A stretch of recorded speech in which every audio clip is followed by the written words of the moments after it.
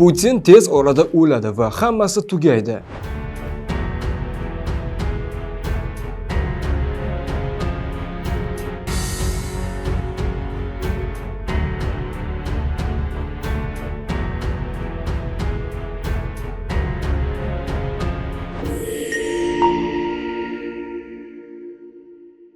Rossiya prezidenti Vladimir Putin tez orada vafot etadi. Bu esa urush tugaganini anglatadi. Ukraina prezidenti Vladimir Zelenskiy Eurovision News telekanaliga bergan intervyusida shunday bayonot berdi. Zelenskiy rossiyalik hamkasbining qo'rquvlari haqida batafsil gapirdi. U jamiyatining beqarorlashuvidan qo'rqadi, biroq hech kim bunga ta'sir ko'rsata olmaydi. Uning o'zi bunga ta'sir qiladi.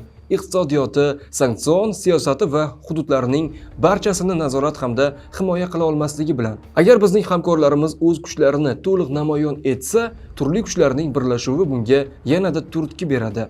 Putinga bosim o'tkazishsa, u jamiyatining beqarorlashuvidan qo'rqadi. Ya'ni Putin aynan shundan qo'rqadi, dedi Ukraina rahbari. Uning so'zlariga ko'ra, Rossiya rahbari qo'rqadigan yana bir narsa o'z kuchini yo'qotishdir. Bu jamiyatning barqarorligiga ham, uning yoshiga ham bog'liq. U tez orada o'ladi. Bu aniq va hammasi tugaydi. Ya'ni u o'zining mutlaqo xavfsiz va muvaffaqiyatsiz tarixiy hayotini yakunlashidan oldin uning taqdiri hal bo'lishi mumkin. Shuningdek, u yolg'iz qolishdan ham xavotirda. Putinni siyosiy jihatdan to'liq izolyatsiya qilish imkoni bo'lmadi. Men Putindan yoshman, menga ishoning. Mening istiqbolim yaxshiroq, deb ta'kidladi Ukraina prezidenti Zelenskiy. U Kremlni izolyatsiya qilishga urinishlariga qaramay, ba'zi global janub davlatlari u bilan aloqada bo'lishda davom etayotganini qayd etdi. Ukraina prezidenti shuningdek o'z maqsadini farzandlarim ko'chada bemalol yurib, yashirinmasdan ularga munosib qarashlarini istayapman deya izohladi. Zelenskiy nima uchun 72 yoshli Putin tez orada vafot etadi deb hisoblayotganini tushuntirmadi. Jurnalistlar ham bu haqida qayta so'ramadi. Suhbatning umumiy mazmuni va ushbu iboraning undagi o'rniga qarab, Zelenskiy eng yaqin kelajakni nazarda tutmaganini taxmin qilish mumkin. Demak, Ukrainaga 30 dan ortiq davlat harbiylarini yubormoqchi. Ukrainadagi tinchlikparvarlik missiyasida ishtirok etish uchun 30 dan ortiq davlat o'z harbiylarini yuborishga tayyorligini bildirdi. Bu haqda Buyuk Britaniya bosh vaziri vakili Kira Starmer ma'lum qildi. Ishtirok etish imkoniyatlari turlicha bo'ladi, biroq bu katta kuchlar bo'ladi. Katta miqdordagi davlatlar qo'shin taqdim etadi. Yanada ko'proq davlatlar boshqa yo'llar bilan o'z hissasini qo'shadi, dedi u. G'arbning 26 mamlakati rahbarlari Yevropa ittifoqining 2 yuqori martabali vakili va NATO bosh kotibi Mark Rutte 15-mart kuni tinchlikparvar kuchlar yuborishni xohlovchilar bilan uchrashuv o'tkazgandi. Buyuk Britaniya va Fransiya allaqachon bunga rozilik bildirgan.